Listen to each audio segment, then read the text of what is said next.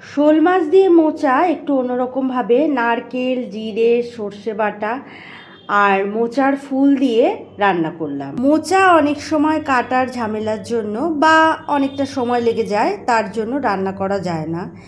তাই এই সহজ উপায়ে আজকে রান্না করে দেখাবো। অনেকটাই সহজ হবে আর খেতেও খুব ভালো লাগবে। শোল মাছ দিয়ে এভাবে একবার মোচা রান্না করে দেখো, খুব ভালো লাগবে। যদি বলো এভাবে কি রান্না করলে ভালো লাগবে খেতে, তাহলে বলবো মুখের স্বাদ বদলাতে একদিন এভাবে রান্না করে খেয়ে দেখো। আর আমি কিন্তু কখনো মোচা সিদ্ধ করে জল ফেলে দিই না। সে যেভাবেই মোচা রান্না করি না কেন, অল্প তেঁতুল গোলা জলে মোচা 20 মিনিট ভিজিয়ে রাখি, তাহলে মোচার যে একটা কষ ভাব থাকে সেটা আর থাকে না।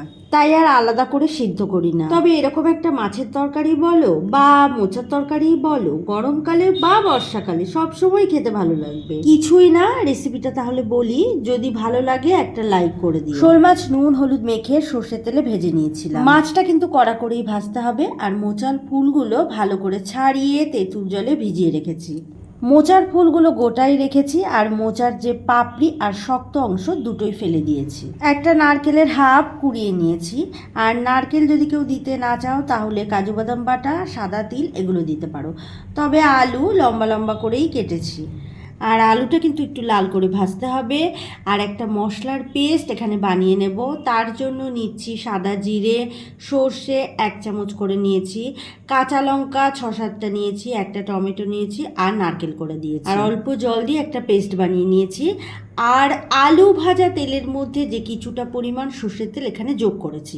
আর তাতে দিয়েছি 5 ফোড়ন, শুকনো লঙ্কা দিয়েছি। এমনিতে 5 ফোড়ন বেশি ভাজা যায় না। মোচার ফুলগুলো তেঁতুল জল ছেঁকে আলুর সাথে ভেজে নিচ্ছি। আলু আর মোচার ফুলগুলো ভাজা হলে এখানে মশলার একটা পেস্ট দিয়ে দেব। আর ভালো করে নেড়ে মিক্সির বাটি ধোয়া জল এখানে দিয়ে দিচ্ছি। পরিমাণ মতো হলুদ আর স্বাদ মতো নুন একটু মিশিয়ে নিয়ে এখানে 1 চামচ লঙ্কার গুঁড়ো আর 1 চামচ চিনি দিয়েছি। চিনিটা দিলে সমস্ত স্বাদের ব্যালেন্সটা ঠিক থাকবে, খেতেও ভালো লাগবে।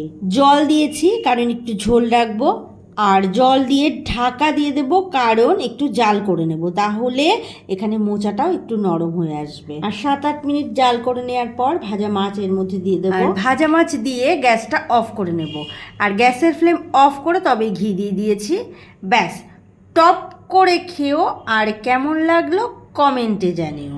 আবারও নতুন রেসিপি নিয়ে চলে আসবো। সুস্থ থাকো, ভালো থাকো। আর এতক্ষণ ধরে আমার সাথে থাকার জন্য অনেক অনেক ধন্যবাদ।